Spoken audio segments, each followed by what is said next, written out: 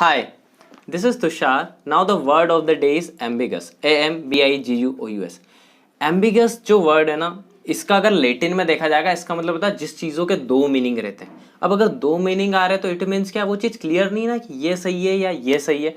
Aamby similarly तो हर वो चीज़ जो आपको क्लियर नहीं है वो एम्बिगस रहेगी। अगर कुछ एग्जाम्पल के तौर पर अगर हम बात करेंगे, जैसे कोई सिचुएशन है वो दो तरीके से बता रही है, यार ऐसा है या ऐसा, कुछ समझ नहीं आ रहा, एम्बिगस सिचुएशन।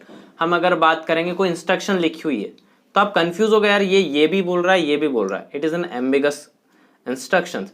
सिमिलरली कुछ लोग कुछ वर्ड्स यूज करता है, बोलते हैं आप कहना क्या चाह रहे हो, योर वर्ड्स आर एम्बिगस, समझ ही नहीं आ रहा। जैसे यहाँ पे एग्जाम्पल लिखा हुआ है, I don't want anybody to be in an ambiguous situation where they weren't aware of what the enforcement might B.